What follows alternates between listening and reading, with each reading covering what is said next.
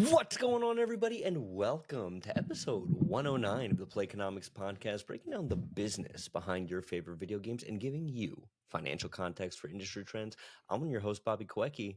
We're back, baby. And joined with me today on this gloomy, dreary Sunday morning. Bro, it's fall outside. I don't know It is if full they fall. have weather in New Jersey, but They do. it's 100% fall outside. It's Matt It's full Mascari. fall.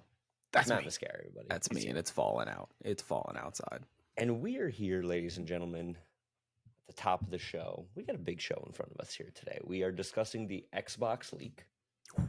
Matt didn't think he was going to emerge unscathed. Just say, I tried to cut news out of the podcast, and this is why. We got Xbox leaks, we got Starfield, we got Unity. It's all things that could have been not news related. But here we are doing the news again because we love the news, we live by the news, and we die by the news at Playconomics. Just like Dr. Anthony Fauci is the science, we are the news. We are news. Immediately canceled. And if you want to hear that news, remember to like, subscribe, and hit that notification bell so that Fauci's a gamer. You think we could get Fauci on the pod? We were mid call to action. We need the Fauci Kojima pod. The Fauci Kojima. That's what we're into. But what are we getting into, Bobby? What are we doing today? I was about to do an Anthony Fauci impression, and then I realized that I don't know what I'd get canceled first for, my Fauci impression or then my needing to Kojima impression. Yeah. Yep. All right. So we've got, as they say on the greatest show of all time, Succession, the shit show at the fuck factor this week. I see you want to lead off with the Unity stuff. Is that what we're doing here? Yes, we're 100% leading off with the Unity stuff because it is the biggest video game news. That's in the last couple weeks. Ridiculous statement. How? Xbox had their entire slate leak, and Phil Spencer went on record saying he would buy Nintendo. So and nothing important was actually leaked out of there. However, we're going to start with Unity because I refuse to start the show with the Xbox leaks because I refuse to admit that they're actually news. So, basic summary, because you're looking at us. You're looking at Matt and Bobby here at the Playconomics podcast, and you're like, I have no idea what this Unity scandal is. I have absolutely no clue. I don't get it, but everyone is mad at Unity, and their stock prices dipped 25% in a week and a half. So what's going on? So first of all, what is Unity? Unity itself is a software used for making video games. It's a free software. Yeah, it's Unreal Engine. It's all of those types of product. That's what Unity is. The issue is that they recently changed their pricing model to go into effect January 1st, 2024. And part of that is an install fee plan that was previously unannounced, changed, and then everyone basically got an email saying, hey, this new change is coming, blah, blah, blah, blah, blah. And what the policy is, and we're going to show it up on screen during the edit, is basically that as you make $200,000, you get charged 20 cents per install. As you make $1 million, it's 15 cents, 7.5 cents, then 3 cents, then 2 cents. Anything over $1 million is 1 cent per install. So what you're saying is, Matt, those are extremely large numbers. But what you have to put into perspective is when people are making these video games, $200,000 is borderline operating costs for a lot of these. You're paying people salaries, you're licensing IP. $200,000 is not a lot of money in your effort to recoup the cost that you spent making these video games. And at that point, when you're still not broken even on how much money that you put into this project to get money out of this project, you're getting charges of 20 cents per install. Absolutely wild policy that I think should have been handled better. I wonder how many people from Twitch went to go work at Unity, because this is a Twitch ass move in terms of just their absolute deafness with financial literacy. This is 100% a Twitch ass move. The issue, and this is the only time that I am ever going to say this on the podcast, the games that are really at risk for this Unity scandal are games like Baldur's Gate 3. Or not Baldur's Gate 3, actually, because it's not on Game Pass yet. It's games that go on Game Pass and PlayStation Plus. The reason why is because there is a fixed rate of money that you get out of that game. So, for example, during the Xbox leaks, we found out some of the games and what they were valued at by Xbox. And there were some less, more indie games that were valued at about $5 million. The issue is that if all you ever get is $5 million, if you have a banger like Sea of Stars, Baldur's Gate 3, and It Takes Two that gets way, way, way more than you downloads and uploads than you think it's going to, that $5 million might make you not even break even on these install charges. And that's the biggest you're issue. Be in the red real quick. So yes, we're talking a lot of like high level shit here. Ostensibly, what happened is Unity made a severe error in their pricing, right? Like this is not something you do willy-nilly. This is a have to move. You could tell that clearly behind the scenes cash flow at Unity is not where it should be, and therefore they had to change to this type of model. The immediate effect of something like this is you see games like Cult of the Lamb, and there was that other one that was super popular recently, the climbing game.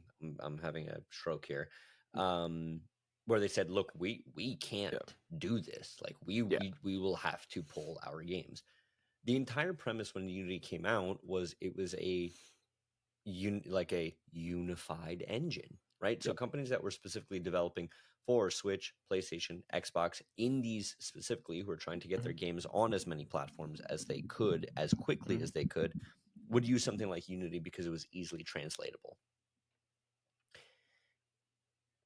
They're saying that this will only affect a select number of people, the top 1%. This will only affect the 1%, but not really. It affects everybody in a trickle-down way of, like you're saying, because subscription services are predatory. It's not what I said. That they are. That's exactly that this isn't going to pencil out the way a lot of people think it will for these smaller devs. And I think one of the biggest issues is this policy on its face is not a good policy. It's not something that I would have personally went with. And like Bobby said, this is obviously a red flag that their revenue is not where it needs to be and they needed an additional source. And this was a very easy thing to tack on come January 1st, 2024. The real issue here is not only did they make this policy with no consideration to any of their big or small users, they also decided that they weren't really going to fact check the information that they're pulling. So the way that this charge actually works is that when you download their product, when you download a game that was made by or that was made using Unity soft or Unity engine, they also install a piece, another download file that tracks that you installed it, and then they charge them the 20 cents. The issue is that if you were pixel almost. Yes. What the issue is that if you uninstall and then reinstall, you now have two charges. And then if you were to buy the game on Steam, for example, and then you go and download it on your Steam Deck, you download it on your computer, or you have it on Game Pass and you download it on your Xbox and your computer. Those are two individual downloads that company is now getting charged that servicing fee for, which is absolutely ridiculous. And for the first example where it's undown or deinstall, reinstall, they are saying that they can account for those. But for the computer versus Steam Deck, they have openly said that you will get charged twice, and that is how it is intended to work, which is absolutely ridiculous. It is bonkers to think that they thought that this was a good idea. And listen, I'm all for people trying to fix their packages. Unity Engine is a free software to use, to utilize, to develop your game. they want a piece of it after, but it is free to set up. So I understand them trying to get their money in other ways, but you see things like Epic Games with Unreal Engine doing such a better job of letting indie games utilize their software without these steep penalty fees, that it's just like, this is such a bad look. And in a world where indie games are going to be struggling already, they're either getting purchased by a developer, they're getting screwed over by Game Pass, according to Bobby. Well, they And are. now, and now, I have only seen one game is it win Sea of Stars? on Game Pass. Yeah, it's Sea of Stars. Listen, and the only reason it has won on Game Pass is because it also came to PlayStation Plus. So that's the only. Stop They it. swindled everyone. No, not just PlayStation Plus. They swindled everyone. We'll talk about. We didn't talk. Did we talk about Sea of Stars last week? I don't think so. And how We'll talk they about it on what we've swindled been everyone? playing. Yeah, because I've also been playing it, and it is fantastic. But what we really wanted to hammer home here is that not only is this a predatory process for Unity Engine to be doing, it was also just mismanaged. Mm-hmm. Like, they could have implemented this process at better price points and better communication, and nobody really would have cared. They could have done this with better communication, but instead, what we're currently seeing is develop or shares for Unity directly due to this change. This their stock price has dipped over the last week and a half. Once this change was announced, has slid 25%. So what I'm telling you all right now is that Unity sales are currently on a 25% off sale, and you can do with that information as you will. I mean, but this is one of those things where, as a corporate company, you really only have two choices. You either acquiesce and you change it back, in which case you have zero leverage in any other decision that you ever put out in the history of your company ever. Yep. Because Yep. people know that they have the power to sway you. Mm-hmm. Or you take it on the chin, you say, deal with it or don't. This is what we're doing. You like it? Great. You don't. See ya. So I wanted to get all of the original context of this out before I mention this, but I did look. News broke on Friday later in the day saying that they now have gotten rid of the pricing for the personal package, which is that lowest tier and the one with the most per install charge. So I'll throw it back up on the screen, but that $200,000 bracket that we were discussing, they're rumored to be taking that away, where until you get to $1 million, you won't be facing any service fees, which is much better. But again, if you're willing to do this, why didn't you do it in the beginning? And like Bobby said, is this a decision that you just got screwed in the court of public opinion, and now you're wishy-washy on your stances and your Kind of what it business seems like. practice? Yeah. So not a good look for Unity. I expect their stock prices to continue to go down until this launches January 1st, and then I think it'll hit a head once it actually comes into play. You'll see a lot of games go down because they are not able to justify that cost. So January 1st, until then, you're going to see all of these games that are built on Unity Engine, and then on January 1st, they're all going to get delisted because that is when this policy comes into play. And I think that is when we are going to get the mega hit of which of these, or how much is Unity actually going to take a hit because of this, because now their games are getting delisted and they're getting redeveloped on different engines, which is going to be a big issue, because in the future that developer is going to go with the engine that they switch to and not Unity ever again. Yeah, it's a less than ideal situation for a company like this, especially a company in a space where there are so many competitors, right? Like you Yep. said, Unreal Engine. Could you imagine if Unreal came and said, "Hey, everything you don't like about Unity, here's a new free tier." There was also Godot engine was donated, I think, $100,000 by the people that made Terraria. I think Terraria was built during Godot or using Godot engine, and they were like, "This is a good a good engine. Use this one. Here's $100,000. We're donating." I think it was like $1,000 a month in perpetuity to it, to keep it up and running. In Why light. don't you just set $1,000 on fire? Listen, I don't know anything about Godot engine specifically. I know Unity is definitely a bigger engine, and then Unreal Engine is absolute king. But what I did before we transition to very, very small news of the Xbox leaks, What I wanted to get your opinion on, Bobby, is this just a screaming cry for developers to be utilizing their own tools and utilizing their own engines and having those unique custom Nope. Sony only? That's the absolute worst way to do this. Specifically because you saw with the PS3, when you have proprietary architecture, like Yep. with the PS3, it Mhm. creates unforeseen consequences down the road. So the thing with the PS3 was it was based on this thing called cell architecture, not XAVC, Mhm. which is like the usual computing processes. And that's fine because everybody who was making PlayStation games was making them in a way for PlayStation. So every single Sony studio made their game on this architecture with their engines in a way that was so unique to them that when it came time to translate, you still can't stream or download PS3 games specifically Nope. because of this. Yes. Um, Proprietary only takes you up to a certain point, but I do think, like for example, iPhones. Just got a new iPhone. Mhm. It is amalgamed of other parts, like the screen. It's an LG screen, right? Like Mhm. this is a thing that everybody knows. The camera is Yep. a Sony camera, right? Like Mhm. Apple is not making its own things individually for each single one of these things. Yes. No, I think that I think that's a terrible thing. I think there should be for smaller indies, for people like this, there should be as Mhm. much cross-platform potential as possible.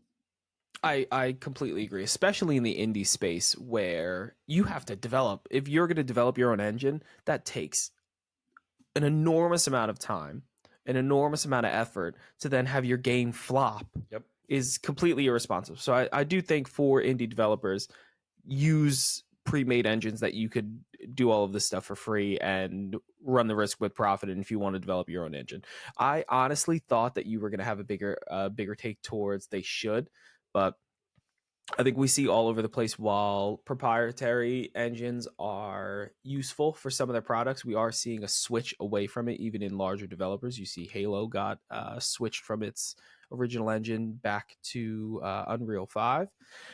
But it's just such a shitty situation for Unity to be and all of those indie developers to be in. But I think we're going to come out better because of this, and I think Unity is going to take a massive hit for a while, and they'll just have to shape up and ship out some of their business processes.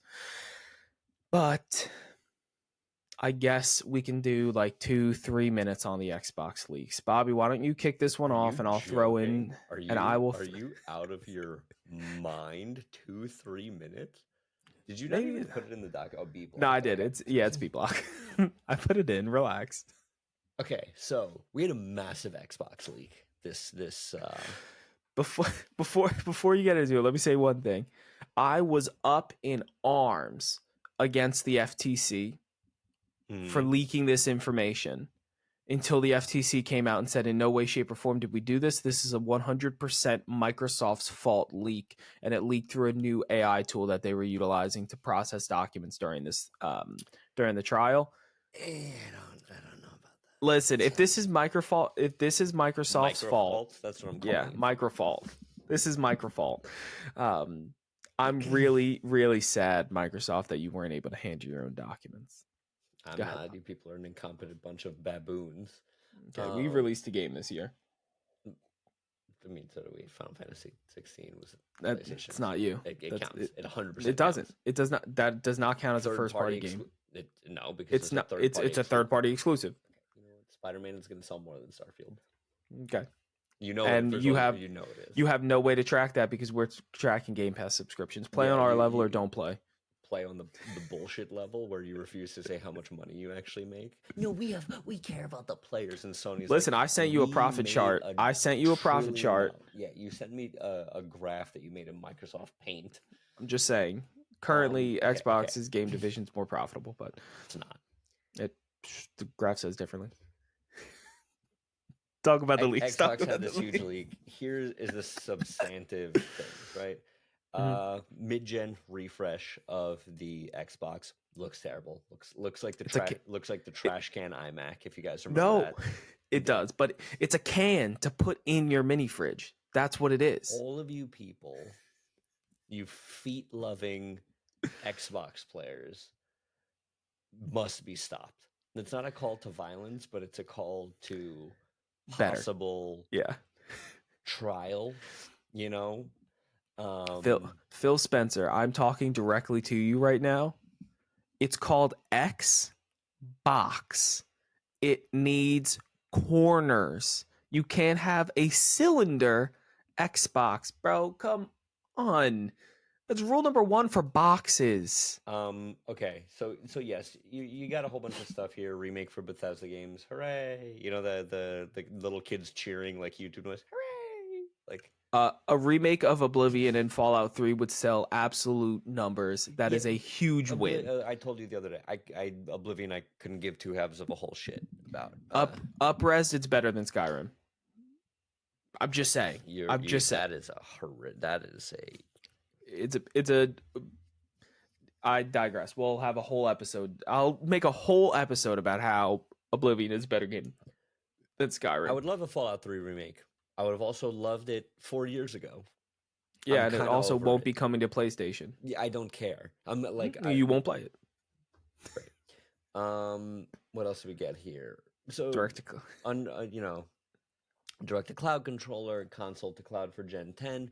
All of this to say, a lot of what we knew, a lot of what we suspected. But the biggest thing that is going to bolster my point that you are all a bunch of creatively devoid people where your only strategy is just to buy other people's ideas because you cannot ship a single original good product by yourself, is Phil Spencer, on record, went and said, what if we bought Nintendo? As soon as I saw that, I thought internally to myself, imagine if Pokemon ran on a computer and how cool a Pokemon. That was your thing? That was the first thing I thought. You're getting a little mad with power here. You're getting a little mad with power here. The first thing I thought was that. The second thing I thought was, wow, imagine if Legend of Zelda was also capable of being run on a computer and it looked as good as a computer game should. Then 3, Bobby is never going to let me forget that Phil Spencer offered to buy or tried and wholeheartedly went after Nintendo. And 4, there is no shot Nintendo is ever going to sell. I don't care that he said this. I don't know, man. I think you give us a Wii U era Nintendo where they're really in pain, and you take a company. I mean, we saw it with Activision. We saw it with Activision where there is blood in the water and there's a price tag attached to it. Do you see in the C block we're talking about Nintendo? We're just gonna discuss it because it's my justification of why Xbox will never buy Nintendo. This is gonna be by far my wildest and hottest video game take of all time. In the news, we're seeing things about the Switch 2, which I think is going to be delayed until 2025 due to the releases that are coming out throughout 2024, specifically Mario RPG, Mario Wonder, and Paper Mario. The remake of Paper Mario. I don't think they're going to do it. The biggest thing that I took away of this announcement is that it's called the Nintendo Switch 2. We went from Nintendo Entertainment System, the Super Nintendo Entertainment System, the Nintendo 64, all Nintendo-based branding. Then we get the GameCube, Gimmick 1, we get the Wii, Gimmick 2, Wii U, Gimmick 3, and then we get the Switch, new gimmick. They are sticking and doubling down on the Switch. And what we're seeing is that the Switch 2, after these leaks, is going to have about the power of an Xbox One or a PlayStation 4, which is extreme power for what we are used to for the Switch. I think what we are now seeing is Nintendo has found their product. Nintendo has 100% found how they want you as a Nintendo consumer to experience their games. They want a docked version for the TV, and they want you to pick up and make it portable. What they are now going to do, if they were smart, and what I believe they are going to do moving forward, is make the Switch as powerful as possible so that by Gen 11, Gen 12, there is no option for anyone else than to buy a Switch. 3 or 4 at this point.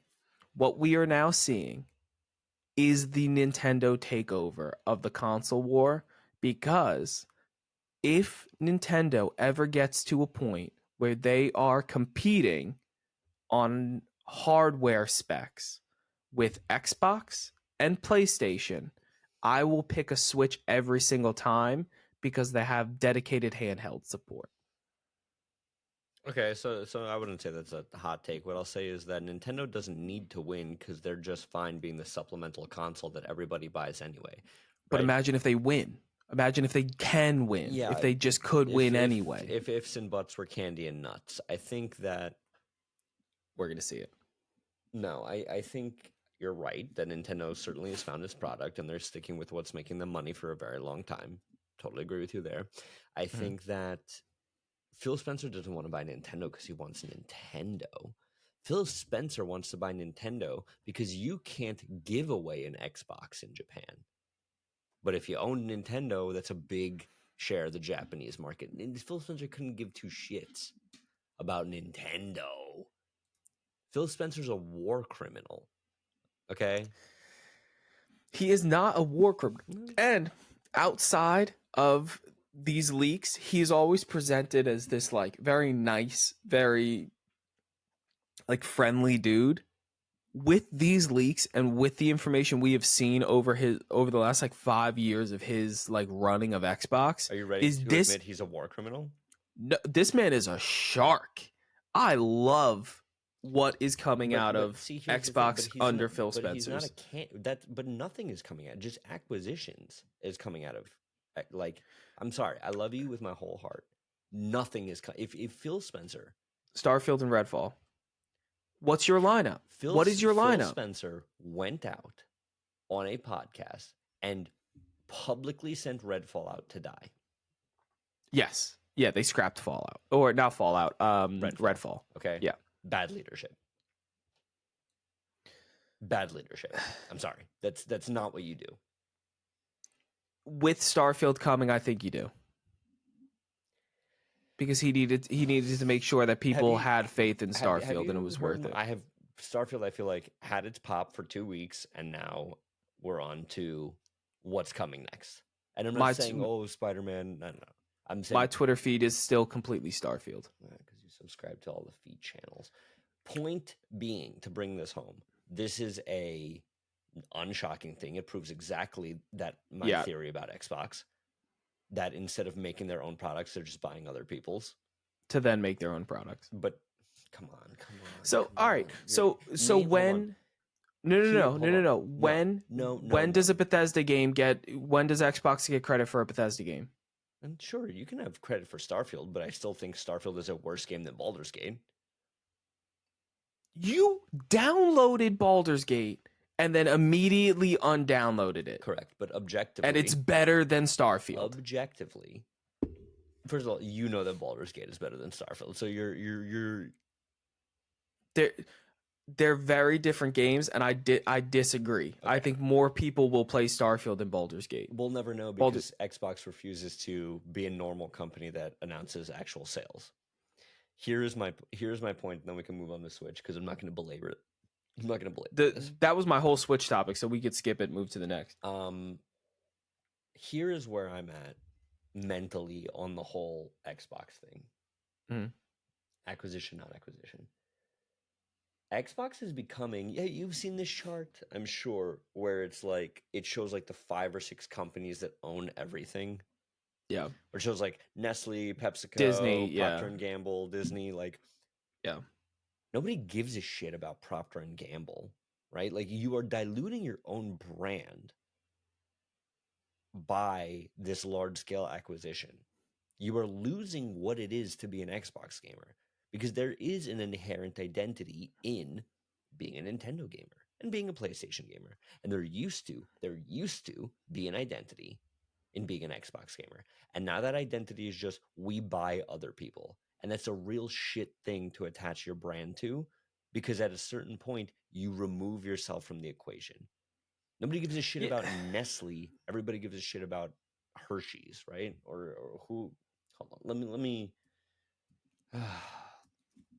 Large company chart and everything they own. I know Nestle owns Nesquik. Yes, Nestle owns quite a bit. Okay, so my point is, do you care about Nestle, Matt, or do you care about Hot Pockets? You care about Hot Pockets, I bet, huh? Do you care No. about Coca-Cola, or do you care about Powerade? I mean, you're not Do comparing you apples to care about oranges. PepsiCo, or do you really like Tostitos? The point I'm trying to make here is that the subsidiary companies, you know what? You know what's going to happen? Hit me. Just like happened with games journalism, just like what we're seeing with movies, and then we'll move on to the strike. Eventually, Mm-hmm. all these people will realize that Xbox is not the value, that they are the value, that Tostitos is the value. And at a certain point, enough of these little studios can say, guys, we make enough money on our own. You get a good handful of Sea of Stars studios who are really canny operators who could say, all right, what if we go to Xbox and we get a bag from them to be on Game Pass, regardless of our sales? And then what if we go over here to PlayStation? We get a bag from them to be on PS Plus. And then we go to Nintendo and we have them promote us at the front of their showcase with our game that you would think is like the perfect Switch game of all time. And then what if we sell 250,000 copies hard on top of that and then retire? You get enough of studios doing that, guess what? The Xbox identity is gone at that point. The brand identity means nothing because all these little studios can just get together and say, we are the value. Yes, Bring in but the dancing lobsters. so I think where your point is where you're missing the mark with your point is that this is Xbox's answer to the no identity issue. So the problem with Xbox during the Xbox One cycle when they started making all of these acquisitions is that they had zero first party games, and they certainly had zero first party games outside of Forza and Halo that you would play. They chose to buy existing IP that they knew would perform to then recreate an identity and support cloud gaming, which I think cloud gaming in 5 years will be much more important than an identity and being known. And the reason why we always say Game Pass like is because Game Pass is going to be the cloud gaming entity. And it's going to be like Google, where like, yeah, there's another search engine, but everyone says Google it. And everyone's going to say, is it on Game Pass? Is it on Netflix? Yes, all of the other ones will get one. PlayStation will eventually have PlayStation Plus, and it might almost be equivalent to what Game Pass is going to be. Nintendo will have theirs. Other companies will come up with their own. See, Amazon Luna is still kicking around. Their identity is shifting outside of just video games and just a IP or an IP to you can play our game anywhere you want, any way you want. And that But you're missing the is point. a But worthwhile in order for, identity. yeah, if the our game is worth pursuing, which it's not, right? Like the our It game is. is somebody else's game. But you can't play somebody else's game on a different service if they don't have the service capabilities. Like you don't get, like, for example, Sea of Stars. If it wasn't on PlayStation, if it wasn't on PlayStation Plus, it would be the premier way to play it would be on Xbox because it's included in your subscription. And that is what they're going for. That if they can get as many games on Game Pass as possible, you're going to have one subscription. They want to be that one subscription, and you don't need to buy this console to do it. And the future of video games is cloud gaming, and they're by far ahead of everybody else and more focused towards it than anybody else. They have the money to R&D it until they get it right. It's I understand that you feel that buying studios is lazy, but they're focused on something else. And I'm okay with that. They're focused on getting the games to you in the best way possible. And over the last 5 years, they've bought the games How we much want have to you play. cloud played, Matt? I have an Xbox. I don't need to cloud play. Okay. Just wondering. How much have I cloud play while traveling before I got a Series S? Enough. I've used it. You've used it. Look, here's what I'll say. I'll cancel the fucking podcast right now. If what? And listen, after a certain amount of time, Call of Duty is no longer going to be an Activision game. It's going to be known as an Xbox game. Okay. Well, when my kids have kids, I'm sure that'll happen. And who plays short term? Who wants to make a short term decision that isn't going to pay dividends in 30 years? In 30 years, you think anyone's going to remember that Activision was its own company at one point? Nope. They're going to think Xbox, Call of Duty. And I'm fine with that. And that works perfectly fine. Xbox is not the only person that makes Xbox is not the only person. All right, so from now on, I'm going to refer to Spider-Man as an Insomniac game only. Nobody thinks like that. I would argue against that. I feel like nobody thinks like that because they bought it so long ago. A lot of people think that Last of Us is a Naughty Dog game. Stop it. Did we talk about that you finished Last of Us 2? I did, last week on the show. Yeah. We talked about Last of Us 2 on the show? And I believe I said that it's a better TV show than game. We'll talk about Last of Us 2 on the show here in a second. I'll lightly cover the video game strike. Listen, as a SAG member, I've been getting calls nonstop. These fucking Fran Drescher robocalls, and it's not Fran Drescher anymore. It's some other dude. I don't know. Can't be bothered for the video games. But I don't to get Fran Drescher. I mean, I could probably play this. But so while Bobby's pulling it up, let me give you some content. The writer's strike that everyone's been seeing is still full in effect, and they're bringing video game media into it. The vote to bring video game media into it finishes Monday, the 25th of September, which is as the time of your watching this video. Oh, no. It is today. Hit her, Fran Drescher. No, I want to play it. I don't want to move my...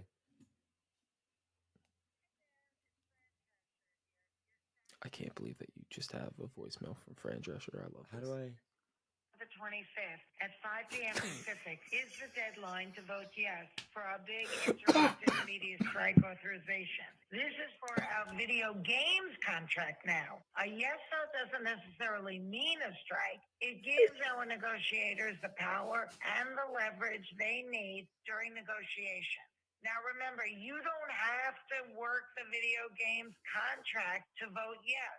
This is about our entire membership standing together in solidarity. We must all send a clear and firm message. We want and deserve a fair and respectful contract. So go right now and vote yes at sagaftra.org/videogame2023. On my big list of things I never thought I'd hear said out loud would be Fran. Can you imagine if Fran Drescher and RFK Jr. with both of their voices together had a baby? What that baby would sound like?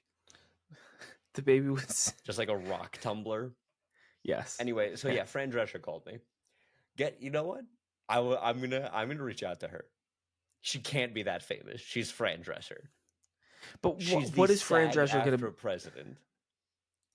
Get her on. What is Fran Drescher? Okay, yep, get her on. Podcast. What would you do if next week, when you join the Riverside League, there's a third window, and it's fucking Fran Drescher? I would lose my mind. And I would hope you would give me. No, I would not give you any heads up. I want to wear a suit though. I would not. It's Fran Drescher. Any heads up? Look, okay. Aside from the fact that I'll be naked. Voicemail from Fran Drescher. Let's just skirt past that to say. Yeah, they're voting on a video game strike. Everybody's trying to get their bag right now. I think that if this goes through, this is going to be...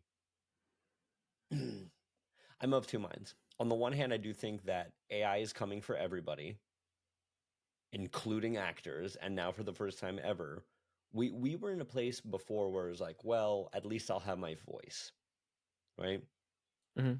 Well, now you can make up fake voices. Just like there's VTubers, you'll have V actors.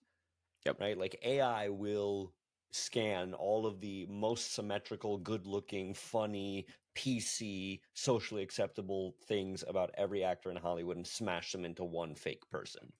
Yep. And then Love Fran that. Drescher will have to do a nanny reboot like Frasier did. Yep. Yes, she will. But Look, we'll get more news about this next as week the after the strike vote progresses, happens. I like it. It'll I be a don't, 2-3 minute not conversation. that I don't care. I'm just so meh on unions, especially one as large as SAG. And I get it. And I'm not here to be like, oh, why are you guys yelling about money? Like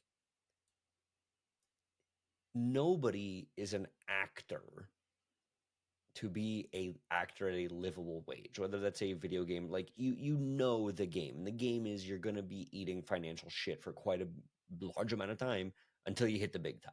That's kind of the game, right? This kind of UBI fair pay for actors, like, what do you not like?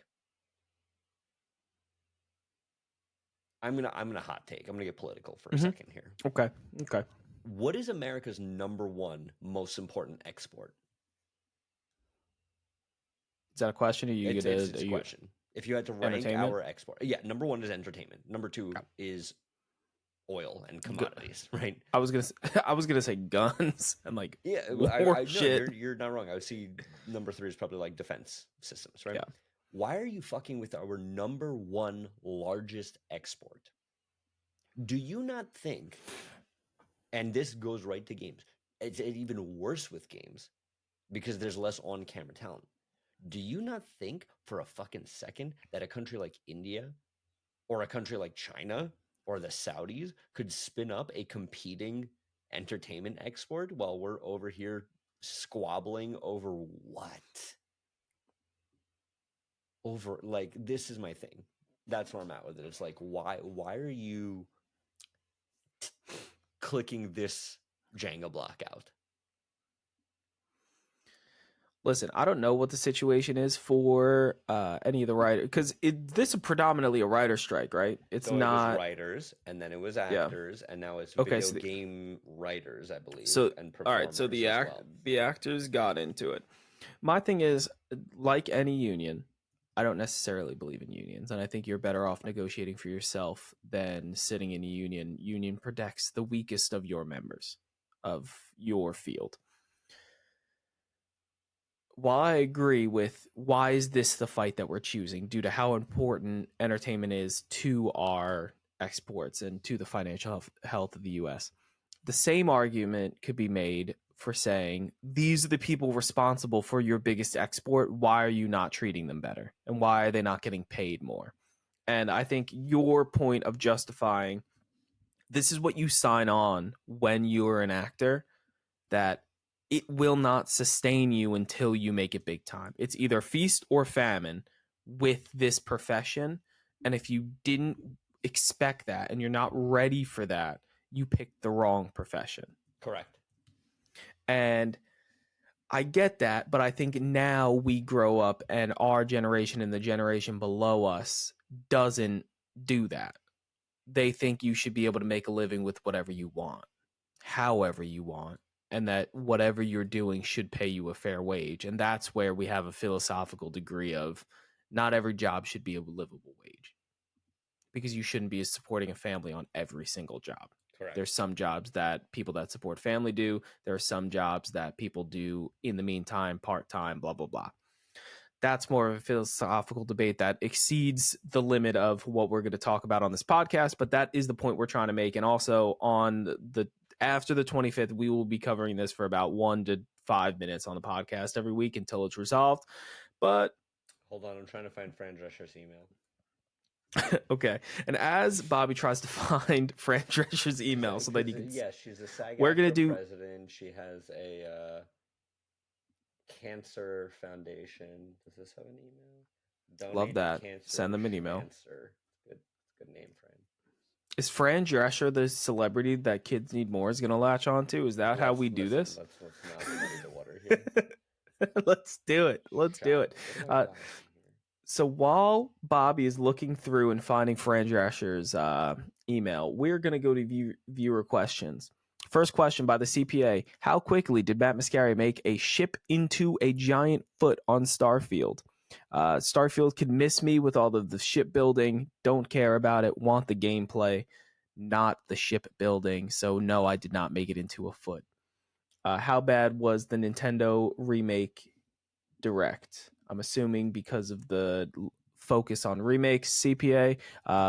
They announced, as we talked about in the last episode, Paper Mario Thousand Year Door remake. So I give it a 10 out of 10. And Bobby, what are your thoughts on the iPhone 15? What are my thoughts on the iPhone? I'm assuming he's Specifically talking on about its ability, specifically regarding the video game Listen, aspect I of it. had so I got the new iPhone. Cool, whatever. It was up for an upgrade. Humble brag. There was a Just throw hundreds there was at the wall. A brief moment where I'm standing in the Apple store yesterday, Mm-hmm.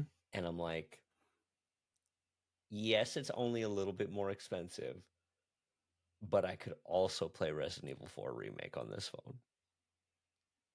And then I can't do it. There are certain roads I just won't go down. So I know they I forget who actually said it. Apple recently said another famous quote of, this is the premier way to play video games, along those lines, is on an iPhone. Tim. Which, there's no way that is true. And until you give me a way to can you project it on the TV? Yeah. Listen, he might have something. AirPlay. This guy might. Tim Apple, as former President Donald Trump once said.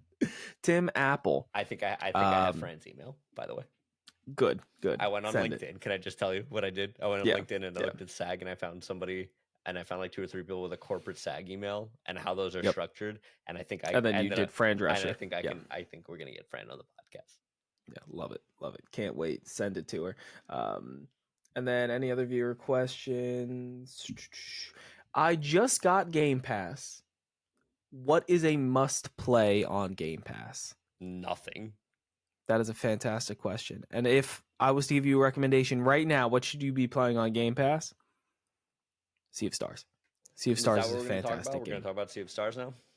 We're going to trade with you should go play Sea of Stars, or Payday 3 just came out. Also play Payday 3. I heard it's fantastic. It seems like it's all multiplayer, and you just queue in and you get 4 people, or you play with 4 people dedicated. That I don't love, but it seems, what I've been hearing about it is it's very fun. We're going to transition into what we've been playing, because I haven't been playing a lot, but I've been playing some good. I've been gaming good recently. So Bobby, start us off. What have you been playing? Finished Sea of Stars. You finished it?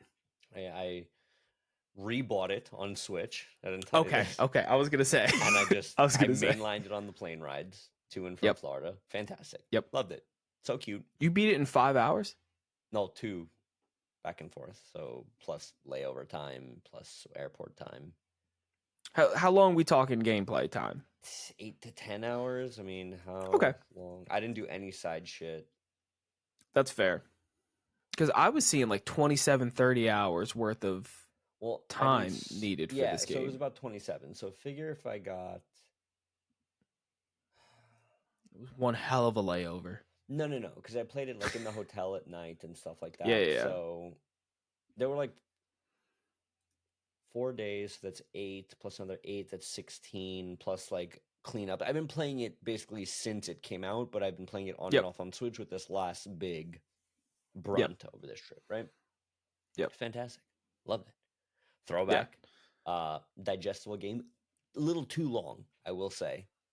That's fair. And not enough custom. If you thought there was no RPG customization in FF16, not my quote, but they were 100% right. Where it's like there's even less here. Yeah. And listen, I'm all for the like getting upgrades and everything, but if it just feels like, oh, stat stick, I get plus 10 strength if I equip this, I'm equipping it. Just don't even put it. Just make the levels scale completely. Yep. Like don't even put weapons in it. And to be honest, I kind of like that, because as I play video games less in like bulk periods of times, especially with Switch games where it's like I play 30 minutes here, an hour here, I like the lack of like micromanaging you need to run your character. Like, I like that I don't have to min-max what swords and shields everything is. It's just, oh, I got a new sword, it's better than mine, put it on. You do wake up early to min-max, though, so let's I do not... be waking up early to min-max every once in a while. And then I've been playing. Yeah. Tell me. Game of the Tell year me. 2023. Oh, God. Baldur's Gate 3. Resident Evil 4, Separate Ways. And we had this talk, I don't remember, week to week, I'm just a husk. Literally yesterday. Right? Literally yesterday. No, originally Called me yesterday. You said, is it a new DLC? And I said, oh, yeah. No, kinda. It wasn't in the GameCube version. They added it for the PS2 version. So it's new, but not new. Then I booted it up. Now, I've played Resident Evil 4 and Separate Ways on PS2 many times. I know that game. There are very few games I could play blindfolded. Resident Evil 4 is one of those where if you tell me, okay, here's where we are, I can tell you exactly like navigation-wise where to go. Yep. So, much to my surprise, when I booted up Resident Evil 4 Remake, Separate Ways on the PS5, totally different. Totally different opening. Love it. Totally different opening. And I won't spoil it here on the pod because you guys should go play 2023 Game of the Year Resident Evil 4 Remake. It answers a huge plot hole that I was always wondering about. Yes. And I told Matt what it was. Yeah. Did sound like a huge plot hole. And it is just like from the moment that it happens on screen, you're like, oh, okay. Gotcha. Love it. A lot more Wesker also. Not a bad thing. I'm loving it. I'm back in. I'm all in on it. RE4. Good. Goaty.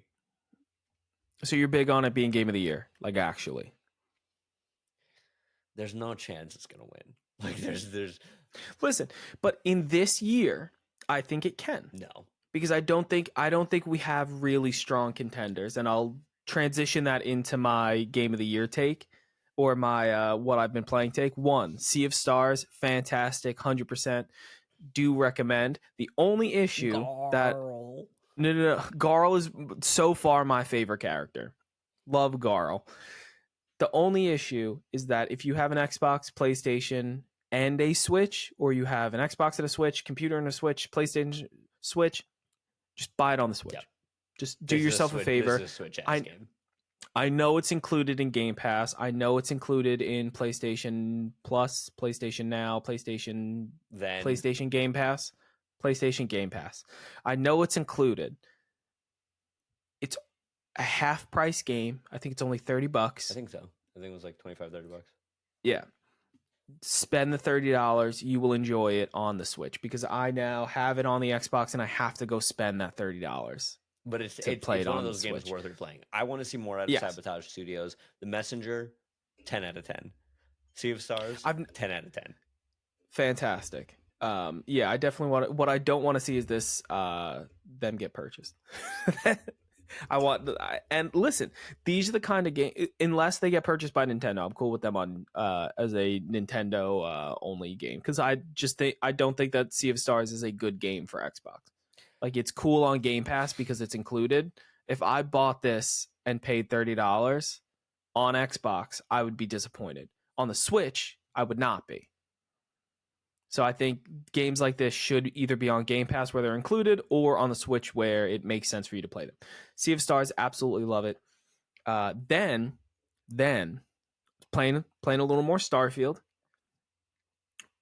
and it hooked me for the first time because I was telling Bobby that no, it was like a week and a half ago that it actually hooked me. That I'm like, all right, I'm playing it, it's fun. But nothing. It didn't grab me like Skyrim did. It didn't grab me like Oblivion did. It didn't grab me like Fallout did, where I'm like, I'm about to play this for 10 hours. So I get in and I fly to a random planet. And by fly to a random planet, I mean I menu hop. You menu hop because to a galaxy. Space traversal is less than ideal. Yep. To a galaxy that has a planet near it that I then click land at. And I land. Sandstorm. I'm going around. I can't really see. I'm looking around, and all of a sudden I hear, "Hey." And I'm in the middle of a pirate base, completely surrounded in a pirate ship hangar. Got to clear out the top, clear out the bottom, get in there, shoot all the people, come back up, and I see a escape plane taking off, which I then menu hop to outer space in that galaxy and see the ship escaping. Try to shoot it down, and I can't because I'm bad at the ship fighting part of it. I'm really bad at it. And the ship gets away. And that was awesome. That was awesome. I went out and cleared this base, and their ship escaped, which means they now are somewhere else. And they have met me already. I didn't get a quest. I didn't get any like notification to go follow them. I'm hoping that I just run into them at some point and somehow they remember who I am or I remember who they are. And I don't have any way to track that, but I will get back to you on whether or not that happens on a weekly update basis. Good. Happy for you. And then still only an 8.5 out of 10, by the way. It's a solid game. Very, very happy with it. Solid 8.5 out of 10. Depending on how much you are okay with menu hopping. I think if it had the flight systems from No Man's Sky, which I have no idea why they don't have, it would be an easy 9 out of 10. But the menu hopping really takes away from it. And then, and I'm gonna catch some heat from this because I told my my Apex team, the Thick Men, that I would not purchase this game until it came out on Xbox, so that all the Xbox homies for the Thick Men could play together for the first time. So, and also another reason that I wasn't going to make this purchase is because Baldur's Gate 3 is not going to be on Game Pass, which means that and does not have crossplay, which means to play with the Thick Men when they all buy it on Xbox is I'm going to need to buy another copy of Baldur's Gate 3. But what I did last night was I bought Baldur's Gate 3 so that I could play with my fiance because it is couch co-op on everything but the Xbox Series S whenever it gets delivered there. It is in no way, shape, or form game of the year. Really? Because, and for me, it will end up being my game of the year. Guaranteed. It is a gameplay style that will not get everyone interested. It's very similar to a regular, I forget what the like acronym for what type of RPG they are. CRPG. But it is, yeah. Computer RPG. No. Yes, that's exactly what it is. I'm not making that. This is Google it. Google it. What type of game is Baldur's Gate 3? But the way that you delivers its mechanics directly from tabletop role-playing games and will typically use tactical dice rolling. CRPG. Yeah, so what's the acronym? CRPG.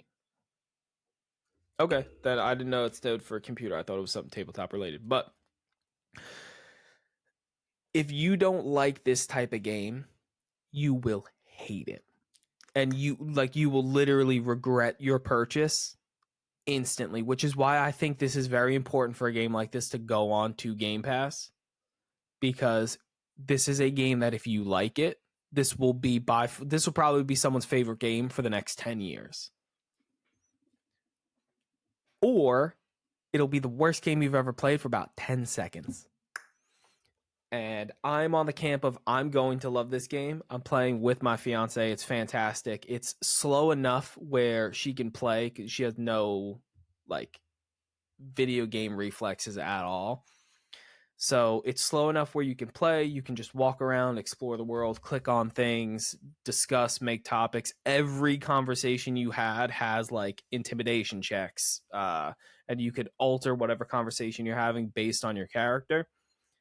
Awesome, really cool feature. A lot of good work done with this game and a lot of time and care and a lot of D&D focused time and care into this game. Fantastic job by Larian Studios. However, if you don't like this type of game, you're going to hate it. And I don't think there's anyone in the world that would play It Takes Two and not like it. And I think a reason why Game of the Years or Game of the Year is because it's so everyone is going to like this game. And I think this one hits hard. It hits a little hard in the, if you don't like this type of game, it's not playable for you. And I think that's going to take away from it for a little bit.